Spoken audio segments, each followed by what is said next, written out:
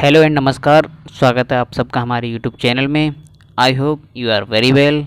आज मैं आपको बताऊंगा कि इथिकल एंड जेनेरिक में क्या डिफरेंस होता है, जेनेरिक दवाइयाँ कहाँ मिलती हैं, इनका क्या स्कोप है, क्या इथिकल इनके क्या साइड इफ़ेक्ट हैं, इथिकल एंड जेनेरिक दवाई दोनों क्या सेम कार्य करती हैं। इन सब की जानकारी के लिए आप वीडियो को लास्ट तक ज़रूर देखें, तभी आप किसी को अच्छे से समझा पाएंगे कि इथिकल और जेनेरिक में क्या डिफरेंस होता है। अब बात करते हैं इथिकल दवाइयों की। इथिकल दवाइयों की पहचान कैसे करें, क्या पहचान होती है क्या इथिकल एंड जेनेरिक दवाइयों में। तो दोस्तों, कुछ लोग कहते हैं कि जो ब्रांडेड हैं वही इथिकल हैं। तो ऐसे कुछ नहीं कहा जा सकता है कि कौन सी दवाई इथिकल है, कौन सी जेनेरिक है। तो अब बात करते हैं ब्रांड की। तो आज हमारे भारत देश में कम से कम इस अभी 3,000 के लगभग में दवाइयों की कंपनियां हैं। तो और सब दवाइयां अपने आप में ब्रांडेड होती हैं। तो ऐसा हमको नहीं कहना है कि कौन सी दवाई ब्रांडेड है तो भाई इथिकल है। तो आज मैं आपको इस पर पूरी बात बताऊंगा। तो सबसे पहले बात करते हैं ब्रांडेड कंपनियों की। सबसे पहले आप जो देख रहे हैं सन फार्मा इंडस्ट्रीज लिमिटेड। सन फार्मा जो इंडस्ट्री लिमिटेड जो कंपनी है, सन फार्मा भारतीय फार्मा इंडस्ट्री की राजा कंपनी है। सन फार्मा की स्थापना 1983 ईस्वी में दिलीप संघवी द्वारा की गई, जो वर्तमान में भारत के सबसे दूसरे अमीर व्यक्ति हैं। इस भारतीय मल्टी स्पेशलिस्ट कंपनी का मुंबई में मुख्यालय है, जो वर्तमान में कम से कम 150 से अधिक देशों में व्यापार चला रही है। इसमें इन देशों के नाम दिए गए हैं, आप इसको पूरा पढ़ सकते हैं। अब दूसरी कंपनी की बात है लुपिन भी मुंबई में स्थित कंपनी है। इसकी 1968 ईस्वी में 68 में स्थापना हुई थी। इसका भी बहुत अच्छा स्कोप है, आप इसे पढ़ सकते हैं पूरा वीडियो को स्किप करके। अब बात करते हैं तीसरी, डॉक्टर रेड्डीज भी ये हैदराबाद में स्थित कंपनी है। इसकी स्थापना 1984 ईस्वी में हुई थी।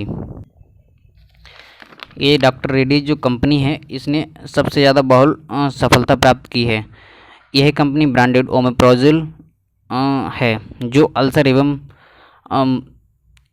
रिकलस एसोफेगस औषधि है। कंपनी के पास लगभग 60 एपीआई हैं, लगभग 190 औषधियों का निर्माण करती है। ये लगभग 20 देशों में फैली हुई है। अब है चौथी सिप्ला।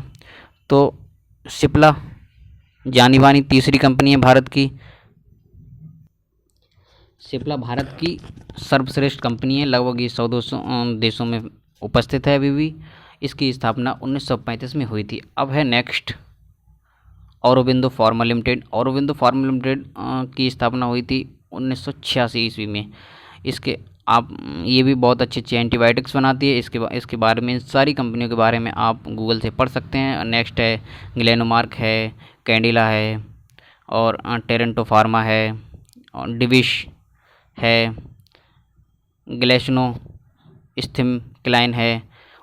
इन सब कंपनियों के बारे में आप गूगल से पढ़ सकते हैं, सब कुछ वहाँ पर मिल जाएगा।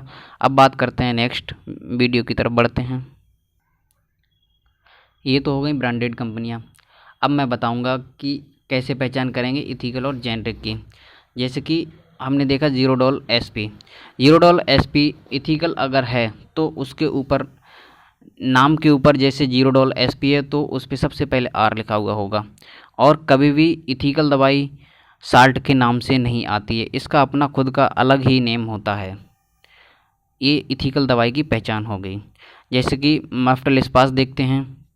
मैफ्टल इस्पास में इस्पास के ऊपर आर का मतलब बताया गया है रजिस्टर्ड, तो ये एक रजिस्टर्ड दवाई है। इसके बाद में बात करते हैं बोमिकाइंड, जो आजकल सब लोग यूज कर रहे हैं, सीजनल दवाइयों में आती है। तो बोमिकाइंड के ऊपर भी, बोमिकाइंड MD4, बोमिकाइंड के ऊपर भी आर रजिस्टर्ड का सिंबल है। तो यानी कि ये भी इथिकल दवाई है। इसके बाद में आते हैं जेनरिक दवाई में है एमसेट। इसमें भी सेम साल्ट है जो भूमिकांड में है, इसमें भी। तो इसका हालांकि नाम अलग है, ये सिप्ला की है, लेकिन ये जेनरिक दवाई है। जैसे आप देख रहे हैं ये भी भूमिकांड इथिकल है, इस पे भी आर रजिस्टर्ड का सिंबल बना हुआ है।